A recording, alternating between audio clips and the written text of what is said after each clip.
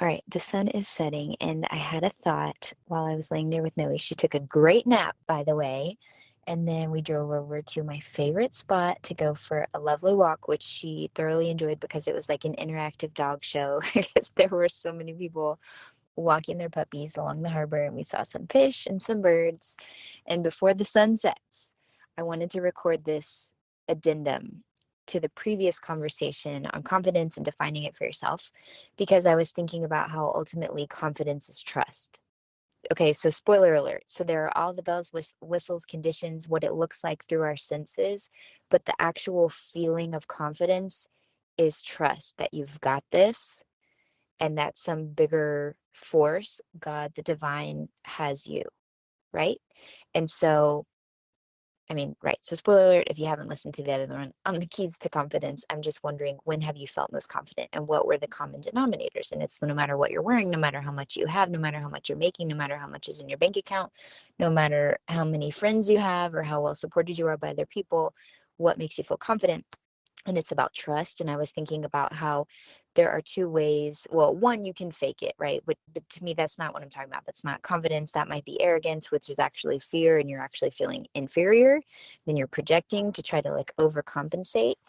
But okay, no, he's over it. She's like, I don't care. I'll listen to this later, Mom. But the two other ways, I'll get moving so I can get our stuff out. But the two other ways to real confidence, one is preparation. So back in the day when I used to teach public speaking, I mean, I guess in many ways I kind of still do, because I was just talking to you about confidence when speaking publicly. But I used to tell my students, like, there's no prescription for public speaking anxiety other than practice and preparation, so that you actually feel as confident, comfortable as you positively can while you go into this environment. So preparing, like, if you can be in the setting, you can wear what you're going to wear, have your thoughts prepared and all of that. But then what happens if your note cards, you drop your note cards, you trip, there's, something on the floor, and you drop your note cards, and then you're like, oh, ish, now what? Because that was my preparation, and you actually had confidence in your note cards, but not in you. So the next level, it's like, there's a degree of preparation, but real, true, unshakable confidence comes when you can trust yourself to handle it, whatever ish may come your way. You can trust yourself to be resourceful and to think on your feet. And that is trust. That is resourcefulness. That is faith that you're going to figure it out. So the next level follow-on question, as I pop the stroller out, is what helps you fortify your faith? And again, this may be different. It may be religious for you, and it may not be. And it may be faith in an external deity or life force and divine order, or not. Faith in, your team. Faith in yourself. Trusting yourself to act on the nudges that you get. Sorry, that was me shutting the back of the car.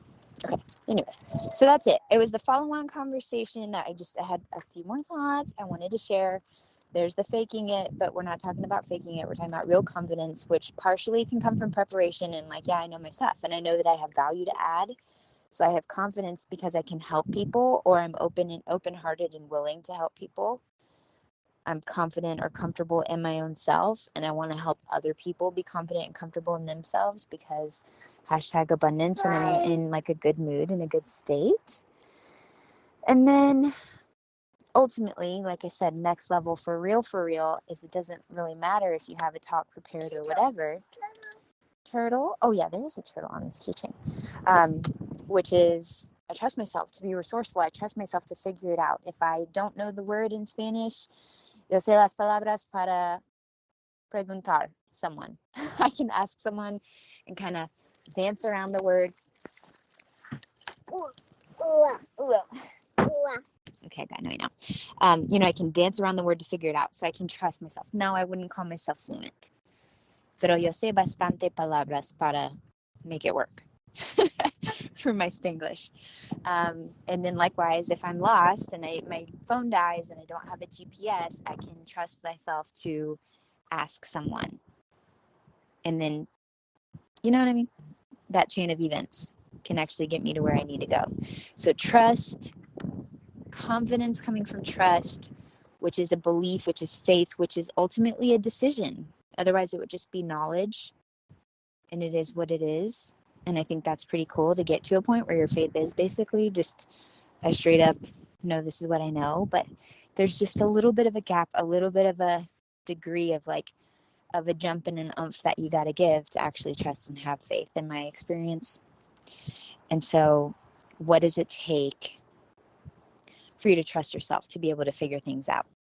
And when has your faith or your trust in yourself or others or the universe or God, when has that been challenged?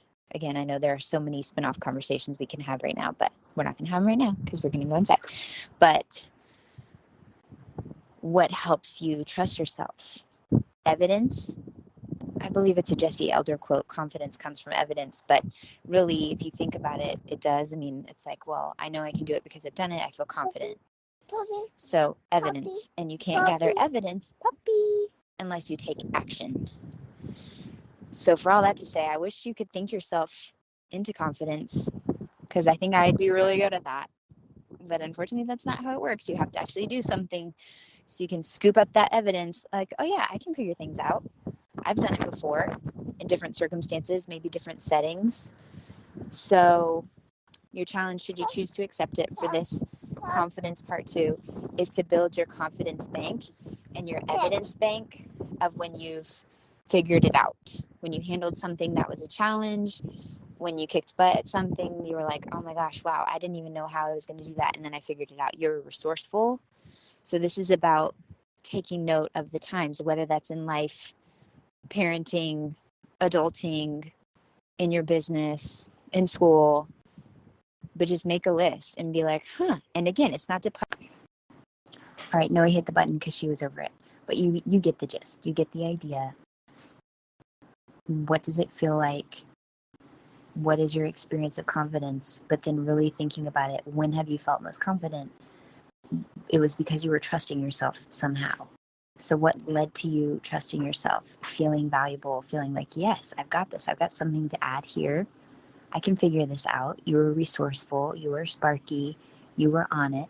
And what were the thoughts, feelings, actions that led to that feeling? And how can you lather, rinse, repeat as often as needed, like all the time? Okay, and then the sidebar is, I didn't know that you can actually squish together 2 audio messages using QuickTime Player or videos, which is really cool. Because I thought, oh man, I guess I'll just leave it, like drop the mic and then let that last one end where it ended. But then I Googled real quick and saw that you can actually drag a video or an audio in QuickTime Player over to the player and it will merge with the other one, which is so cool and total game changer if I ever need to do a message in 2 parts. So while I'm wrapping this up, you may see by now, if you're listening in the original form of the On Her Terms Summer 2022 edition, that I also added this 2-minute audio that I recorded at the beach the other night under the new moon. I was out there with Bryson and I just thought it'd be cool to record the ocean waves, nothing but, because we were the only people on the beach. So it was literally just the waves. So I hope you enjoy it. I would love to hear what it conjures up for you because it felt a bit magical. So I wanted to share it with you, even though ultimately it might be on an actual visualization, meditation, or affirmation track of some sort. But for now, I just wanted to get it on over there so that you could enjoy it too. Okay, that's all. For real. Confidence. I'd love to hear your thoughts.